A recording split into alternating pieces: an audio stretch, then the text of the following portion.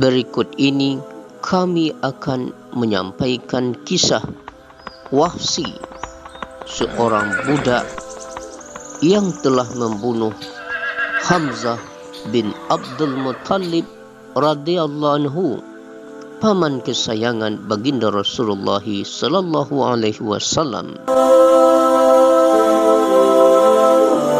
Perang Uhud adalah ajang balas dendam kaum Quraisy terhadap kaum muslimin. Di antara pendendam itu adalah Jubair bin Mut'am, di mana pamannya tewas di perang Badar. Dia ingin menuntut bela atas kematian pamannya.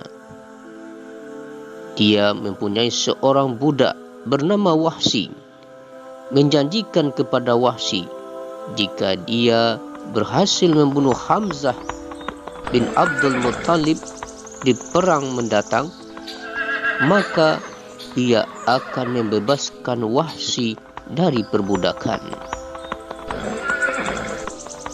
Di mana ketika itu Wahsy belum menjadi seorang muslim.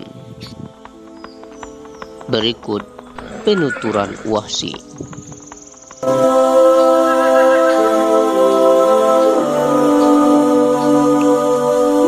Saya seorang Habsyi dan mahir melemparkan tombak dengan teknik Habsyi, hingga jarang sekali lemparanku meleset.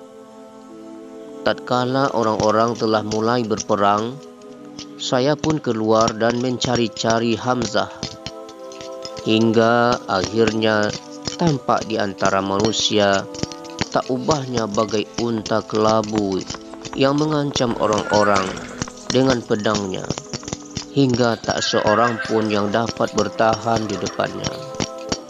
Maka demi Allah, ketika saya bersiap-siap untuk membunuhnya, saya bersembunyi di balik pohon agar dapat menerkamnya atau menunggunya supaya dekat.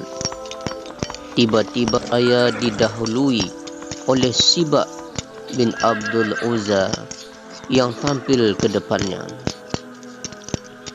Tatkala ia tampak oleh Hamzah, lalu ditebasnya hingga tepat mengenai kepalanya. Ketika itu saya pun menggerakkan tombak mengambil ancang-ancang, hingga setelah terasa tepat, saya lontarkanlah hingga mengenai pinggang bagian bawah dan tembus ke bagian muka di antara dua pahanya.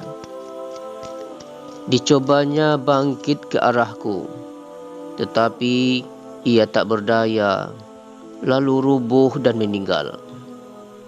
Saya datang mendekatinya dan mencabut tombakku, lalu kembali ke perkemahan dan duduk-duduk di sana, karena tak ada lagi tugas dan keperluanku.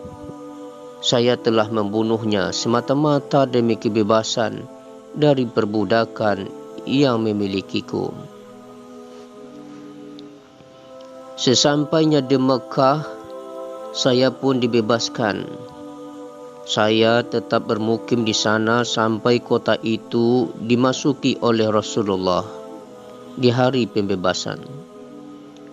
Maka saya lari ke Taif, dan tatkala perutusan Taif menghadap Rasulullah untuk menyatakan keislaman, timbul berbagai rencana dalam fikiranku.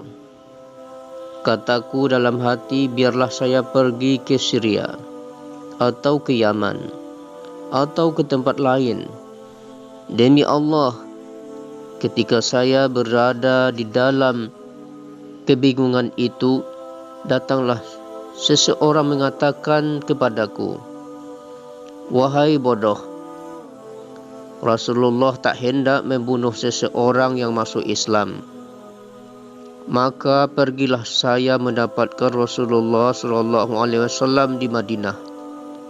Saya baru tampak olehnya ketika tiba-tiba telah berdiri di depannya, mengucapkan 2 kalimat syahadat.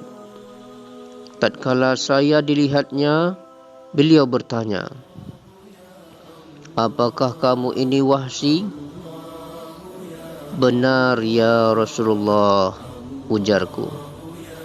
Lalu sabdanya, ceritakanlah kepadaku bagaimana kamu membunuh Hamzah.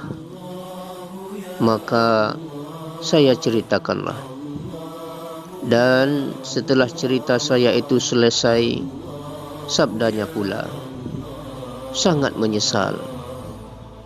Sebaiknya engkau menghindarkan perjumpaan denganku.